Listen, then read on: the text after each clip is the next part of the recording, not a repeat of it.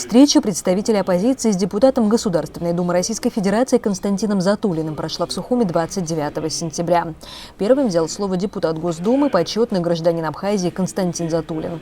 Он начал с того, что обозначил свою нейтральную позицию по отношению как к абхазской власти, так и к оппозиции.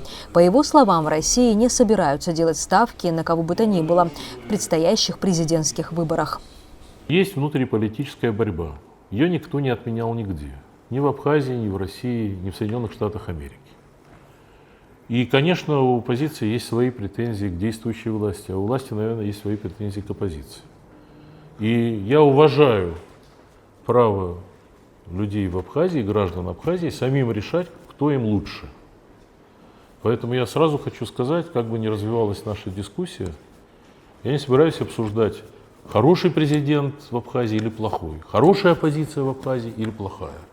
Как сообщил Затулин на встрече, предметом беспокойства в российском обществе стала несправедливость, которую там усматривают в отношении россиян, желающих, но не имеющих возможности приобретать жилье в Абхазии. У нас возник определенный дисбаланс в понимании того, что можно и чего нельзя ждать от союзника и от друга, когда дело касается гражданских прав. Ну, не приходится говорить, я не знаю все 100%, наверное, не все 100% теперь, но значительная часть граждан Абхазии являются одновременно гражданами Российской Федерации. Почему тогда, когда это произошло, это было важно? Потому что это был период, когда Абхазия еще не была признана Россией, хотя я лично всегда выступал за то, чтобы Абхазия была признана. Для меня она всегда была признана. Но для того, чтобы иметь возможность выступать в поддержку Абхазии, тогда был открыт процесс принятия российского гражданства, и этим процессом воспользовались, и, наверное, это соответствовало интересам людей и самой Абхазии. Но вот теперь, по мере того, как мы осваиваем межгосударственные отношения после признания в 2008 году, возникло такое впечатление, что в Абхазии политические круги, в определенной степени власть и оппозиция, как-то очень тревожатся от того, что возникает впечатление, что если граждане России, не живущие в Абхазии, не имеющие абхазского паспорта, окажутся в Абхазии не просто на отдыхе, а, скажем, они захотят приобрести здесь недвижимость, квартиру или земельный участок, то в этом случае все 140 миллионов граждан Российской Федерации немедленно приедут в Абхазию, и, собственно говоря, абхазам ничего другого не останется, как оказаться меньшинством на своей собственной земле. Я, во-первых, хотел бы сказать, что никакого плана на этот счет не существует. Константин Затулин вспомнил историю с протестами против передачи в собственность ФСО России Пицунской госдачи, ссылаясь при этом на настроение общественности в России, которая, по его словам, с недоумением восприняла тот факт, что кто-то может быть против этого. Мы войну ведем в настоящее время не столько с Украиной, а со всем Западом на самом деле. В этот момент очень странно выглядит, когда до нас доносится из Абхазии, что речь идет о том, что мы ни пяди земли родной не отдадим. Это когда говорится о госдаче в Пицунде. Мы, по-моему, 2 или 3 года слышали о том, что есть такой коварный план лишить Абхазию родной ей государственной дачи Политбюро в Пицунде, на которую нога, по-моему, мирного жителя за этот забор никогда не ступала. Я и сам там никогда не был, на самом деле. Внутри, за забором. Ну ладно, это мы как-то преодолели. Хотя это, я вам скажу, стоило объяснений у нас в обществе. Особенно с теми людьми, которые Абхазию совсем не знают. Которые говорят, как же так? Мы же Абхазию поддержали, мы же Абхазии помогали. А тут не просто вообще кому-то, а лично нашему президенту сказали, поскольку госдача, понятно, кто ее будет использовать на перспективе. Потом, на самом деле, ведь, насколько я знаю эту историю, никто не собирался и не собирался присваивать землю. Речь шла о том, что надо отремонтировать сооружения, находящиеся на этой территории. Но по меркам нашего Минфина нельзя тратить деньги за рубежом, если эти здания не находятся в собственности. Вот надо было перевести их в собственность. Здания, а не землю. По словам Затулина, ему трудно поверить, что в Абхазии кто-то может быть против всех инициатив, которые предлагаются администрации президента России. Ведь все они направлены на развитие Абхазии, в котором прежде всего заинтересована сама республика. В нашем руководстве, в администрации президента, в правительстве, кто ведут отношения с Абхазией, добиваются того, чтобы помочь Абхазии на основе, в том числе, оговоренных условий. И я не имел отношения, скажу вам честно, к разработке этих документов, но я знаю, что речь шла о пакете тех решений, которые открывали дорогу инвестициям в Абхазию, позволяли инвесторам, все равно какой бы ни они были национальности, чувствовать себя уверенно. И я понимаю логику здесь. Она была в том, чтобы подготовленные решения по гарантиям инвестиций, или закон, или соглашение. Подготовлено было решение о признании решений арбитражных судов. То решение, которое 2 дня назад все-таки было проголосовано в парламенте Абхазии, я хотел сказать, что это, на мой взгляд, это шаг в правильном направлении. И есть еще одно, на мой взгляд, довольно экзотическое решение, которое связано с апартаментами, возможностью строительства апартаментов в 3 районах Абхазии. Вы знаете, что речь идет о Гальском, о Чемчирском и Тхварчальском районе. Почему в этих районах? Да потому что эти районы на самом деле медленнее развиваются по известным причинам. И мы все очень ждем, особенно если заработает этот аэропорт Сухумский, что они начнут развиваться активнее. Именно там, а не где-нибудь, где и так, в общем, дела неплохо идут, речь шла об этом. При этом в этом же соглашении сказано, что люди, которые там обретают эту недвижимость в собственность, они не получают никакого права стать гражданами Абхазии автоматически на этом основании. Это все сказано в соглашении. И оказывается, все это является коварным замыслом, который может навредить и так далее, и так далее. Я почему обеспокоен? Я знаю, не всех, конечно, кто в Абхазии участвует в политике. Я не могу поверить в то, что вы в самом деле считаете, что есть такая угроза со стороны Российской Федерации, со стороны граждан Российской Федерации. Но в Абхазии есть аргументы против строительства и продажи апартаментов. По словам экс-президента республики Рауля Хаджимба, в самой России нет закона об апартаментах, поэтому сложно представить себе его в Абхазии, тем более в рамках гармонизации законодательств. Если в Абхазии предлагают принять закон об апартаментах, а в российской стороне закона об апартаментах нет. Он был предложен еще в 1922 году в Госдуме, и он так и лежит мертвым грузом. И никто его пока практически не рассматривает. И, насколько мне известно, там речь идет о возможности решения задач, связанных с жилищно-коммунальным хозяйством, с жилищным законодательством. Эта тема достаточно широкая. Тогда спрашивается, каким образом нужно нам гармонизировать эти законы, которые в той или иной степени не всегда правильно представляются абхазской стороне.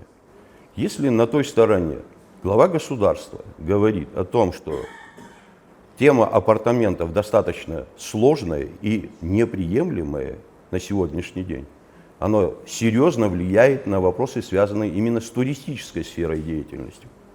То есть те налоги, которые необходимы для того, чтобы государство получало, в той или иной степени, конечно, они становятся меньшими и в некоторых случаях вообще отсутствуют. С учетом того, что мы все-таки туристическая страна, тема апартаментов достаточно сложно воспринимается на нашей территории. Не от того, что многочисленное количество людей в одночасье может переехать в Абхазию. Мы прекрасно это понимаем, что они не переедут. Но вопросы, связанные с темой как раз-таки финансовой и экономической составляющей, значительная часть этих денег, мы же прекрасно понимаем, Константин Иванович, инвестор, который вкладывает свои деньги в апартаменты, он ждет обратных результатов. Те объемы возможностей, которые якобы возникнут у Абхазии в виде каких-то там налогов, они реально не соответствуют интересам Абхазии. Никто не говорит, что мы в полной мере отказываемся от всего этого. Может быть, в дальнейшем когда-то возникнут интересы кавказской стороны в этом направлении. Но, по словам Затулина, апартаменты – это лишь способ обойти запрет на продажу недвижимости иностранным гражданам. Я не собираюсь защищать апартаменты и там, обязательно там, иметь какие-то апартаменты. Это просто нашли такую форму, чтобы как-то примирить одно с другим. Тот факт, что невозможно здесь, невозможно здесь купить жилье. Невозможно. Гражданину Российской Федерации купить жилье невозможно. Это несправедливость по отношению к гражданам Российской Федерации со стороны других граждан Российской Федерации, которые живут в Абхазии и являются еще и гражданами Абхазии. Ну, надо это как-то от этого уходить. Иначе каждый раз будем на это натыкаться. Вот в чем вопрос. По мнению Рауля Хаджимба, в основных документах, где прописаны отношения Абхазии и России, есть еще множество нереализованных пунктов, помимо недвижимости. Он призывает сосредоточиться на них. В договоре о сотрудничестве с Российской Федерацией, статья 23, четко написано о возможности унификации именно законодательных наших основ в части, касающейся социально-экономического направления, налогового и других направлений деятельности. Договор 2014 года, который был подписан мною, в развитии как раз-таки этого договора, там уже больше говорится о вопросах обороноспособности, создания оборонного контура, вопросы, связанные с темой пограничного сотрудничества. Там даже говорится о возможности гармонизации в части, касающейся таможенного дела. Зачем это делалось? Для того, чтобы в конечном итоге и абхазская сторона могла бы быть участником той структуры, которая называется Евразеса. Во всяком случае, мы так проговаривали эту ситуацию. Однако, по словам Затулина, нельзя относиться к союзническим отношениям как к шведскому столу, выбирая, что больше нравится. К дружбе, сотрудничеству, по его словам, пакетом прилагаются обязательства, которые в случае неисполнения несут за собой определенные последствия. Союзнические отношения – это пакет. То есть все вместе взятое как раз и составляет существо этих отношений. Если что-то начинаем выдирать, говорит, мы с вами сотрудничаем, военные, там, правоохранительные вопросы решаем и так далее. Но вот когда дело касается, например, прав граждан Российской Федерации в Абхазии, на них наложено вето. Потому что мы их боимся, этих граждан Российской Федерации в Абхазии. Мы их видим только в качестве пляжников на пляжах там, в Гагре и так далее. Они должны приехать и уехать. А если они, не дай бог, кто-то из них останется и что-то там захочет, ну тогда вы извините. Насколько мне известно, были даны обещания, да, они, насколько я понимаю, были даны властью, обещания, что вот эти долго разрабатываемые проекты, они будут приняты. Были названы сроки. Сроки эти подошли, ничего не было принято. И тогда последовали вот меры, связанные с ограничением финансирования, с тем, что заморожены выплаты. Насколько мне известно, я поинтересовался только в связи с этим, я не был, так сказать, вовлечен никоим образом в определение всех этих сумм. 170 миллионов рублей ежемесячно Абхазия получает на доплаты своим бюджетникам. То есть это сотрудники государственных органов. Сейчас эти средства заморожены. Именно под впечатлением, что Абхазия, ни власть, ни оппозиция, в целом Абхазия, определенные обязательства, которые взяла на себя, не выполняет. Рауль Хаджимба же утверждает, что нельзя рассматривать приостановку финансирования зарплат части бюджетников как последствия неисполнения обязательств. По словам экс-президента, в этом конкретном случае власти не выполнили обязательства перед собственной страной, а не Россией. Абхазская сторона, то есть мы, не сделали всех тех шагов для того, чтобы поднять наши бюджетные возможности, которые позволили бы поэтапно закрыть эти деньги. А теперь ссылаться к тому, что эти деньги закончились и связаны они с тем, что якобы абхазская сторона не выполняет своих обязательств, это не совсем верная позиция. Эти деньги заканчивались фактически в 2022 году. В 2022 году нынешнее руководство попросило продолжение, как говорится, выплат этих денег. Еще на 3 года, до 2025 года. Фактически в 2025 году эти деньги должны были быть закрыты. Тогда спрашивается, если они закроются, каким образом будут охарактеризовываться эти процессы? Как они будут называться? Российская сторона выполнила свои обязательства. Абхазская сторона, к сожалению, не сделала тех шагов, которые позволили бы вообще закрыть эту тему безболезненно. Вот о чем идет речь. И поэтому та тема, которая здесь возникает, она в большей степени связана с нашими внутриполитическими процессами. Не больше, в меньшей степени это не относится к России. Это то, что происходит у нас внутри. По словам Затулина, он упомянул об этой сумме только в контексте событий, которые обсуждаются и в Абхазии, и в России. Но самое главное, по его словам, это создание условий для привлечения инвестиций. Что касается выплат, которые происходили, сейчас заморожены, должны происходить до 25 года. Я вообще их упомянул не в связи с тем, что я просто упомянул их, потому что вне контекста этого решения трудно обсуждать. Это произошло 2 месяца назад. Были выплаты, и они остановлены.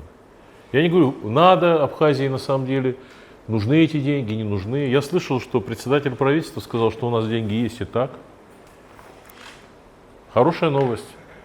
Хорошая новость для тех в России, кто считает деньги и считает, что нет необходимости эти деньги выплачивать. Давайте объективно к этому отнесемся.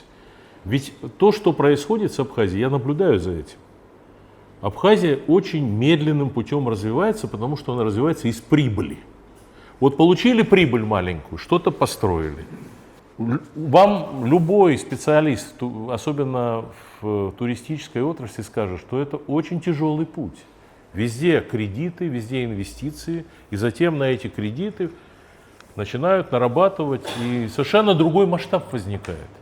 Здесь все гоняются за тем, чтобы найти эти деньги, для того, чтобы расширить возможности, для того, чтобы что-то создать. Конечно, за эти годы, и в те годы, когда вы были президентом, и ваши предшественники, и ваши, так сказать, в дальнейшем преемники на этом посту, конечно, что-то, мы видим, благоустраивается и так далее. Но очень медленно, Рауль Жумкович, очень медленно. По словам Рауля Хаджимба, с российской стороной было множество договоренностей, в том числе и в сфере развития экономики, но не через продажу недвижимости, а с помощью налаживания производства и торговли с РФ. Я разговаривал с первым лицом, и мы проговаривали возможности начала работ по производственным направлениям. А слава богу, в Абхазии есть достаточно большое количество направлений, которые можно было бы использовать в наших отношениях. Это сфера сельского хозяйства. Были интересы, достаточно серьезные интересы к тому же сельскому хозяйству. Да, у нас небольшая страна, объемы, наверное, которых не хватит и самой России. Но развивать-то их можно. Те же вопросы туристической сферы деятельности. Почему объекты, которые работают, не могут покупать россияне? Покупать можно в соответствии с нашим законом. Работать, вкладывать в этом направлении же можно.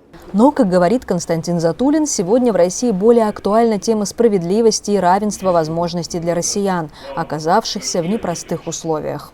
Люди в России живут в тревожном состоянии. Летают дроны, убивают далеко от зоны боевых действий, пытаются поднять массу против власти. Люди, президент, например, я таким образом трактую его действия, отказывается проводить мобилизацию, хотя она, казалось бы, нужна для того, чтобы достичь перевеса на фронте. Потому что не хочет, чтобы людей это будоражило. У нас многие говорят, как это мы войну ведем, а у нас там новая волна выступает в Сириусе, пляшут и танцуют. Опять же, логика в чем состоит? Не хочет, чтобы все чувствовали себя в состоянии войны. Плохо это или хорошо, оставляю в стороне, но именно такова логика его. Но люди все равно в напряженном состоянии. Нервическое состояние. Ага, мы всем помогали, а нас куда-то не пускают и что-то там не дают. Понимаете? Вот на это матрица накладывается.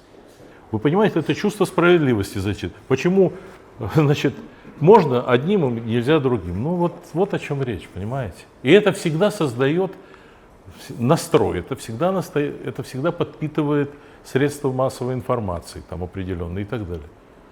Потому что это всегда будоражит, ну как же так, вот почему так? Вот вроде мы друзья-друзья, но вот в этом вопросе, пожалуйста, табачок врозь. Вот о чем речь. Затулин призывает не политизировать отношения Абхазии и России и не использовать их во внутриполитической борьбе.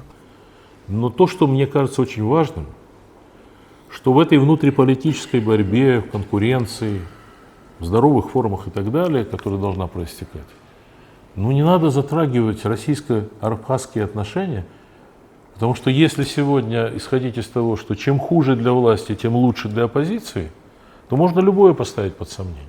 Но, по словам оппозиционеров, тезис о том, что в Абхазии распространяются антироссийские настроения, это дело рук власти, так как недовольство действиями президента власть выдает за недовольство политикой России в отношении Абхазии.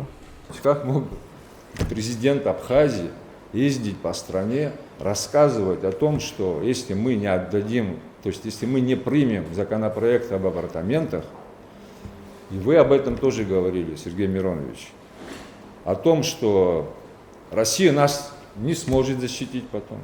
Сюда зайдет войска Грузии. Да, вы это говорили, даже говорили о том, что если Пицунскую дачу не отдадим, беспилотники будут летать над нашей. Да.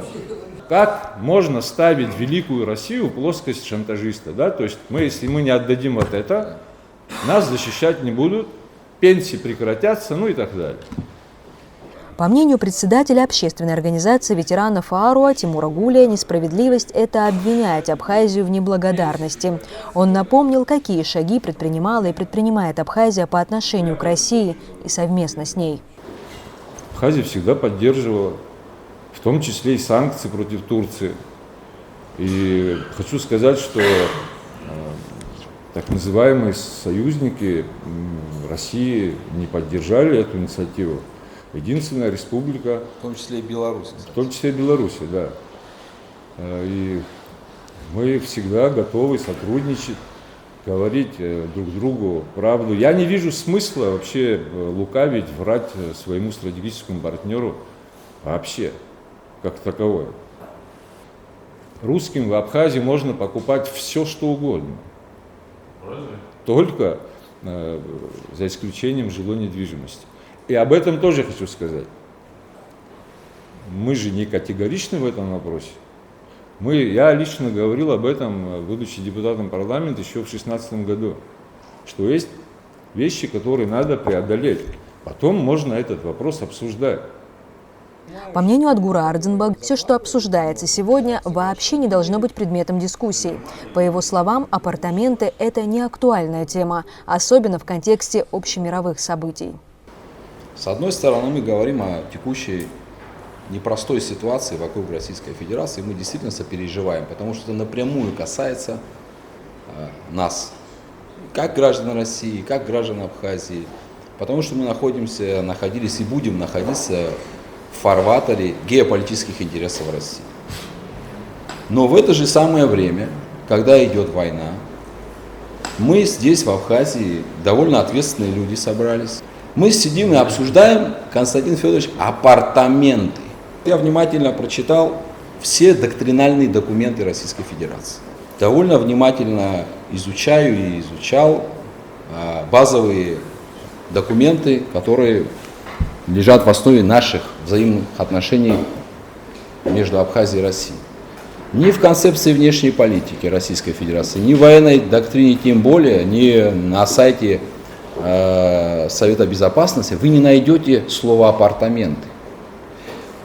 Речь там идет совершенно о другого уровня задачах. На мой взгляд, эти задачи стратегического характера на территории Республики Абхазия решены давно и надолго.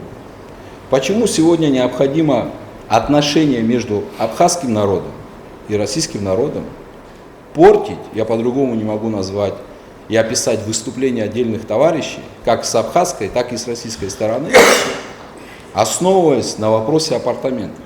Слушайте, вот у нас, вот здесь лежит передо мной договор 2014 года, который уважаемый Рауль Джумпович с уважаемым Владимиром Владимировичем подписывал. Мы что, реализовали все положения этого договора, что ли? Вот здесь передо мной лежит соглашение 2008 года, первое соглашение. Мы что, реализовали все положения этого соглашения? Что ли? В этих соглашениях вы не найдете слово апартаменты. Мы сейчас, к сожалению, выглядим как школьник, который вот ему дали контрольную задачу, и вот здесь первый вопрос, он на него не знает ответ, и все свое время он тратит на то, чтобы вот это вот ответить. Вместо того, чтобы перейти на другие вопросы, намного более важные, то, о чем говорил Рауль Джункович, объединенная группировка войск. Эта объединенная группировка создана или нет? Вы знаете, что нет. Соглашение 2014 года, вот здесь прямо пишется о том, что будут созданы условия для укрепления абхазо-грузинской границы. Там необходимо было построить определенные сооружения. Это стратегический вопрос. Это не реализовано. Я сейчас не буду говорить, кто в этом виноват, кто базу построил и так далее. Это вообще сейчас и не об этом. Почему мы, ответственные политики, сидим сегодня целый день, обсуждаем апартаменты, а не обсуждаем эти ключевые стратегические вопросы? По словам лидера оппозиции, вопрос строительства недвижимости и продажи ее россиянам может обсуждаться только после того, как будет восстановлена инфраструктура. А то, что касается апартаментов и так далее, вы говорите, вот мы примем, они проведут, значит, инфраструктуру и так далее. Где такое было? Назовите мне одну страну, где приняли закон об апартаментах, прибежали инвесторы и построили там энергетику. Я вам скажу, что вы предлагаете сейчас. Можно взять, подняться на вышку, самую высокую, и прыгнуть головой в бассейн. А потом чайной ложкой наливать туда воду. Можно, конечно, пойти по этому поводу. И мы тоже ляжем в основу каких-нибудь там экономических книг, где неудачный будет пример нашему лице. Зачем это делать? Но Константин Затулин считает, что у России, в частности Сочи, есть богатый опыт в этом вопросе, которым российские коллеги могут поделиться. У нас проблема. Вот я живу в городе Сочи.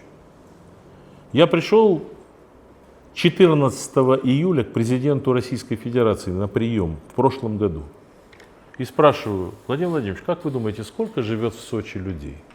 Он говорит: 300-400 тысяч. Я говорю: Владимир Владимирович, в Сочи по опросам, по данным переписи живет 700, а на самом деле, как мы знаем, 1,5 миллиона уже. Потому что люди увидели в 2014 году, что есть такой город Сочи, где чайки, где можно зимой без шубы ходить, а они живут в Тюмени, они живут в Архангельске. И эти люди захотели, и тут же возникло предложение. Начали строить. У нас 330 домов сейчас в Сочи, которые приговорены к сносу, в которых люди живут. Потому что они построены в нарушение там каких-то. Просили построить 2 этажа, построили 22 этажа и так далее. Вот в этом вопросе, конечно, мы своим опытом должны поделиться с вами, чтобы так у вас не произошло, чтобы этого из-за коррупции, из-за чего-то еще не произошло. Мэра, вы знаете, посадили только что, неделю назад. Значит, вот это вопрос. А? Ну, видите, вы знаете больше, чем я. Но я просто хочу сказать, что все равно вот некоторые вопросы придется решать, и это неизбежно, если вы хотите развития Абхазии. Все равно надо давать, понимая настороженность еще вчерашнюю по отношению к Абхазии, там, как будут развиваться отношения с Грузией, признано, не признано. Надо, чтобы большие деньги пришли в Абхазию. Адгур Ардзинба привел в пример инвестиционно привлекательные регионы России, где экономика развивается за счет подобных ресурсов. Но там, по словам Ардзинба, первична инфраструктура. И именно это определило успех всех предприятий. В Российской Федерации много лет лидировала там по инвестиционной привлекательности Башкирия, если я не ошибаюсь. Ну, Татарстан, Башкирия, там они время от времени уступали. Почему они привлекательны инвестиционно? Потому что там соглашение о признании судебных решений? Да нет, там инфраструктура, там условия созданы совершенно другие. Вот этим надо заниматься, если мы реально хотим привлекать инвестиции. Как говорит Затулин, открыть рынок недвижимости Абхазии мешают фобии, связанные с демографической ситуацией. Но проблемы нужно решать не закрываясь, а стимулируя рождаемость другими способами. У вас в голове все время вот этот ужас от того, что абхазов станет меньше в Абхазии, чем кого бы то ни было. Послушайте, но эти вопросы можно регулировать, во-первых, за счет роста благосостояния и того, что вы тоже материнский капитал внесете и начнут рожать больше, чем прежде. Вы говорите: мы граждане России. Да, мы граждане России, но вот эти граждане России, вот у них этих прав не должно быть, потому что они, вот мы боимся за свой демографический. Боритесь другими способами за свой баланс.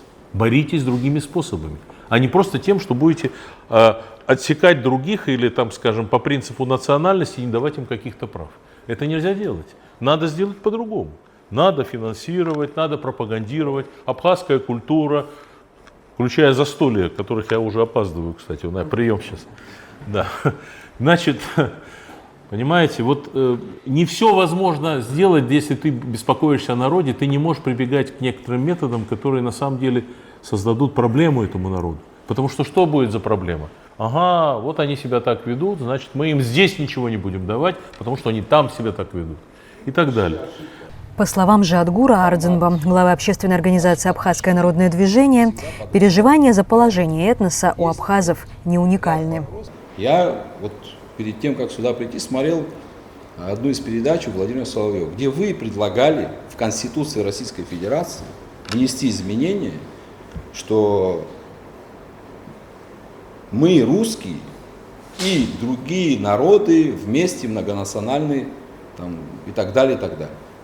Честно говоря, я с этим не могу спорить, это нормально. Потому что, почему сегодня это кого-то удивляет, когда мы все жили в СССР, и в гимне СССР было, вы помните, да, «Союз нерушимый, республик свободных навеки сплотила Великая Русь». Там же не было написано «Великая Беларусь», «Великая Украина», «Русь» было написано. И это никого не смущало. Если в Конституции России это будет записано, ну, я лично, например, я против этого ничего не имею. Хотя там у вас были оппоненты, которые там все это развернули не в том ключе. И вы там, выступая, говорили об опасениях, связанных с русскими, именно с русскими. И я считаю, что это вот вы сейчас свое выступление начали с того, что вы русский, вы донской казак. Я всегда уважал и уважаю патриотов своего народа. И вы, вот говоря там в этой студии, говорили об опасностях, в том числе демографических угрозах, которые сегодня есть у русского народа. Не будет русского народа, не будет вообще всего этого пространства. Я с вами согласен. Это собиратель. Это ядро вообще всех вот этих нашей части полушария Земли. Но имея в России, в Российской Федерации русских в количестве 81%, ну 83, там вы говорили 83, ну 81, вот я по последней смотрел, 81%. На втором месте находятся татары, их 3,8%. Если в этих условиях, где население России 146 миллионов человек, вас, как ответственного политика и патриота, беспокоит судьба русского народа, почему кто-то, не вы, кто-то должен запрещать мне беспокоиться о своем народе, который на своей земле уже, как вы говорили правильно, получил родовую травму, когда нас было 17%. И сегодня, Константин Федорович, и сегодня нас в Абхазии, абхазов, государствообразующей нации, чуть более 50%, хотя это статистические данные 2011 года. Каждые 10 лет надо проводить, мы уже 2 года запоздали. Я уверен, что если объективную провести перепись населения, здесь ситуация гораздо хуже. В этих условиях мы, опять же, в рамках той логики, которую вы сами в отношении своего народа преследуете, мы имеем право, мы беспокоимся за свое положение. Что касается апартаментов, жилья и так далее, мы это воспринимаем именно в этом ключе. Можем ошибаться. Как и вы можете ошибаться, выступая там, да? Что касается недавно ратифицированного соглашения Абхазии и России по взаимному признанию судебных решений, то, по словам Затулина, принято оно было после того, как Россия надавила на Абхазию.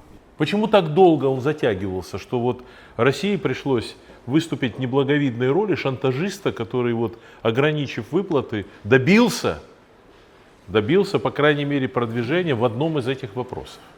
Что вам мешало полгода назад, год назад, 2 года назад, если этот вопрос тогда возникал, принять это решение? Его не было или просто оно откладывалось в долгий ящик? Понимаете? Вот о чем идет речь. Вину в том, что процесс ратификации затягивался, Затулин частично возлагает на оппозицию. Но, по словам Адгура Ардзинба, причина того, что соглашение так долго не приводилось к действию, имеет под собой не политическое основание, а практическое. Буквально через полгода, может быть меньше, может быть, мы будем сидеть в администрации президента Российской Федерации или вот здесь и держаться за голову.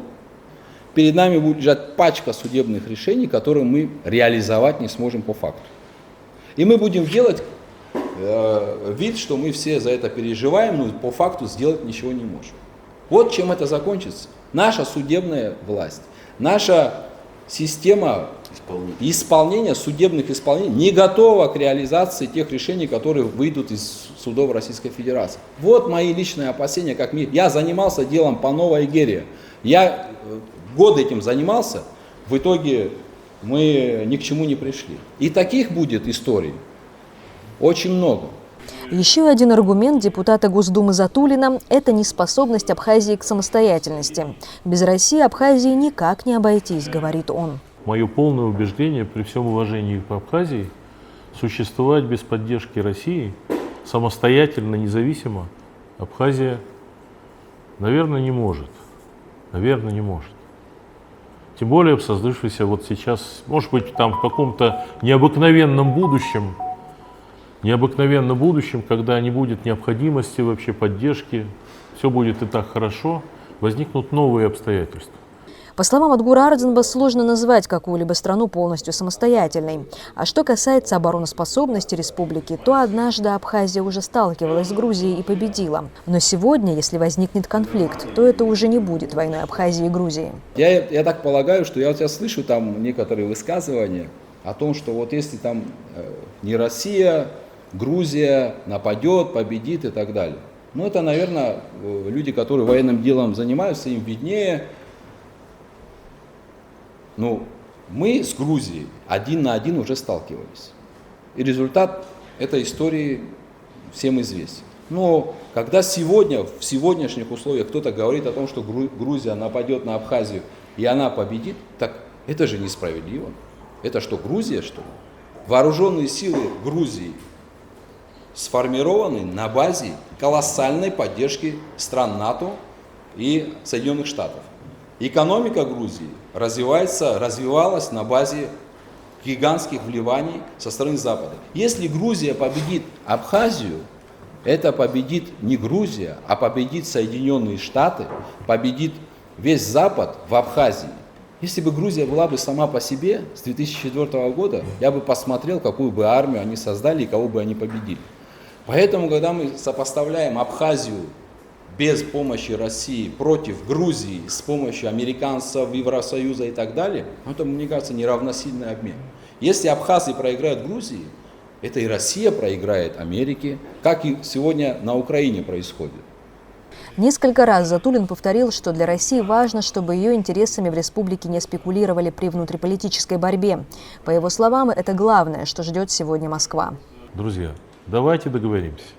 Когда дело касается споров между властью и оппозицией, единственное, чего бы мы не хотели, повторения всяких там историй, которые были и приводили к тому, что президенты досрочно уходили. Вот этого бы мы не хотели, конечно. Но чего бы мы хотели, выбирайте, кого хотите выбирать, у вас впереди выборы, в будущем году осталось совсем немного времени. Вопрос заключается в другом. Не делайте абхазо-российские вопросы темой внутренней политической борьбы. Уберите это, уберите их в сторону. Просто уберите, потому что это неправильно. Это сразу создает проблемы у вас с Россией.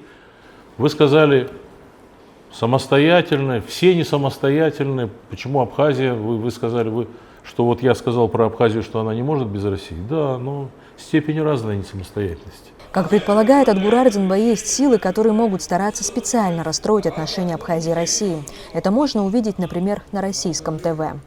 Та истерия, которая сегодня происходит и в блогосфере, и иногда это на федеральные каналы, некоторые журналисты себе позволяют такие вещи, которые, честно говоря, я не понимаю, почему это происходит в России, которую мы любим и уважаем. Зачем ломать то, что создано кровью, потом, в том числе и вашим, любовь в отношении к России? В Абхазии количество русских школ на душу населения самое большое в мире. Давайте об этом будем говорить на федеральных каналах. Давайте будем говорить о том, что уже более 4 десятков наших ребят погибло на СВО. Давайте об этом будем говорить. Давайте будем говорить, что русский язык является здесь официальным языком. И нигде практически в мире этого нет. И мы не то что уходим от этого, мы наоборот развиваем. Давайте будем говорить о том, что у нас российские федеральные каналы в Абхазии вещают беспрепятственно, хотя в ряде стран бывшего Советского Союза введены жесткие ограничения. Давайте об этом будем говорить. Да у нас много чего о чем говорить. Вот в этом соглашении есть масса вопросов, которые мы можем развивать и на базе которых увеличивать доверие друг к другу. Зачем мы ищем повод поссориться? Я понять не могу. Может быть, кто-то в России или где-то еще пытается найти повод обидеться на Абхазию для того, чтобы подружиться с Грузией. Я никоим образом к вам это никогда относить не собираюсь. Но в абхазском обществе есть такие тоже мысли. По словам Арденова, есть темы более привлекательные, масштабные, эффективные для развития абхазской экономики, нежели апартаменты, и которые могут быть реализованы благодаря России. Есть вот ряд вопросов в рамках подписанных соглашений и договоров, которые остались без движения.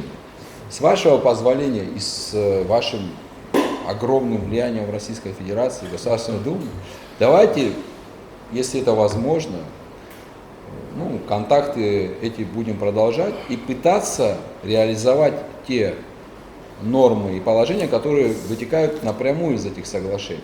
Есть, например, вот статья 16 соглашения 2008 года. Там написано, что Российская Федерация, исходя из того, что рубль Российской Федерации является официальным платежным средством на территории Абхазии, будет оказывать поддержку финансовой и банковской системе Абхазии. Я так понимаю, что те люди, которые закладывали эту норму туда в соглашение, они имели в виду некий проект валютного соглашения между Абхазией и Россией. Мы, как Республика Абхазия, можем в этом плане выступить пилигримом, с Российской. Давайте возьмем за основу наши отношения эти базовые соглашения и поработаем над валютным соглашением. Может быть, наш с вами совместный удачный опыт ляжет в основу будущих отношений между Белоруссией и Россией, Казахстаном и Узбекистаном и так далее. 2,5 часа длилась встреча, где стороны обменивались своим мнением, в основном относительно апартаментов. Оппозиция аргументировала, почему выступает против строительства недвижимости для продажи россиянам. А депутат Госдумы Затулин пытался объяснить, почему для России важно, чтобы именно этот проект был реализован, но не был политизирован. К единому мнению стороны не пришли, но посчитали встречу нужной и своевременной. Марианна Котова, Анзор Маршан, Абаза ТВ.